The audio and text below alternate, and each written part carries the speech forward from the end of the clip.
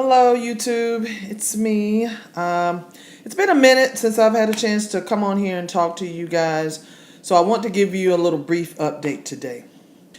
Well, there's 6 stages, there's 6 steps in order to qualify for a transplant surgery. And right now, Christopher and I are on step 5. It has taken almost 2 months to get to step 5, but that's where we are right now. And believe it or not, we're still not 100% sure. We haven't gotten the confirmation 100% that that everything we need to finish is going smoothly. The way this works is I've been calling for 2 months, speaking with a coordinator team, and I just found out about 2 days ago that the coordinator team that I've been speaking with is only for cadaver kidneys. I was just assigned a live donor coordinating team.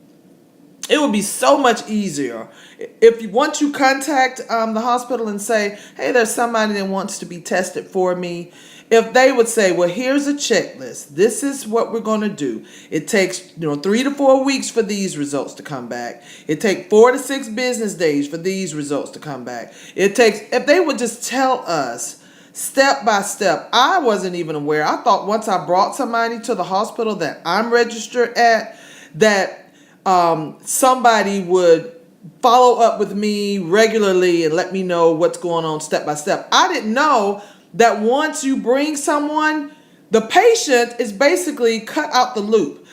Everything goes through the potential donor. I kind of get the logic in that because they are the ones that are giving up something. They are giving an organ. So everything goes through them. So they contact him, then he has to call me. They contact him, then he has to call me. So if I have questions, then I have to call him and tell him what information I'm not receiving.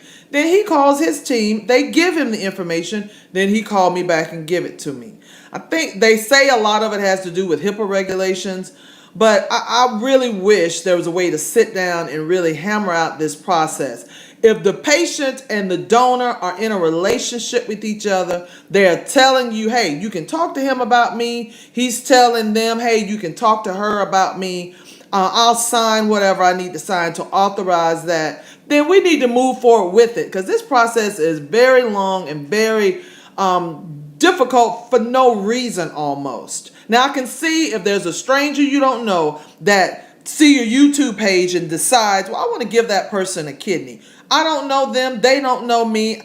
There might be some things about them they don't want me to know. I can see that. But if I come forward and say, hey, I have a brother that wants to give me a kidney. This is his name. This is his phone number. This is his address.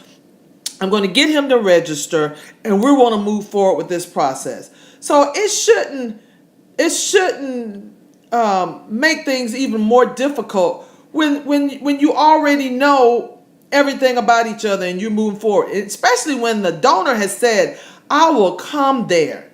Go to the hospital with the patient, me. Christopher said he would fly here, go with me to the hospital, get all the testing done that needs to be done. We'll go and do it together. Still, that's not even an option at this point. But anyway, they're saying once he complete this third part that he has to do, then he will be able to fly to Atlanta. So we're hoping that will either be the last week in August or the first week in September that he will be able to come here. He has some final testing to do, and I have some final testing to do. So we're still hopeful. We're still prayerful. We really believe that things are going to move in the direction that we want it to. So just please continue to keep us in your prayers. Keep us lifted up. And we will keep you posted as well. Now, those of you who were able to see the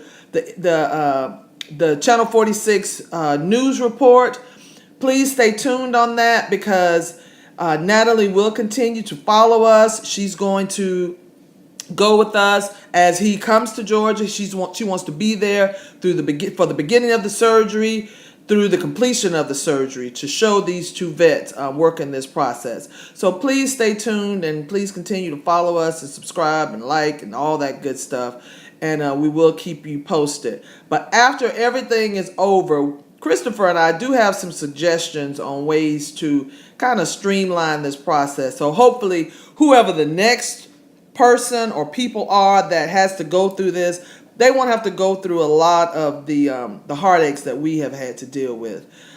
So just stay tuned with that as well, because more people I'm talking to, there are more and more family members that are going on dialysis. And what you really need to know is once your loved one gets on dialysis, you need to start working the system immediately. Get them registered with the hospital.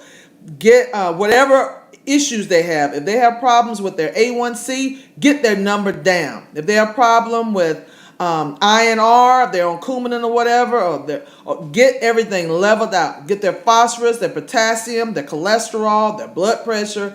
Whatever you need to do, start working on that now if transplantation is the direction you want to go in. If the person is overweight, find out what number, where they need to be in order to get their numbers at a 35%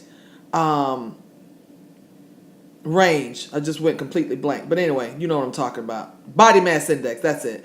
Get that at the range that they need to be. It need to be 35% or less. So if the person is overweight, start working on that now. Because the longer you're on dialysis, the more complications you can start to develop. You can start to have problems with your with blood pressure. You can start to have problems with your heart.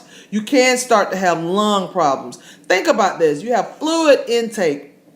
Everything you eat or drink has fluid in it. Everything. I don't care if it's a carrot or celery or meat. Anything has fluid.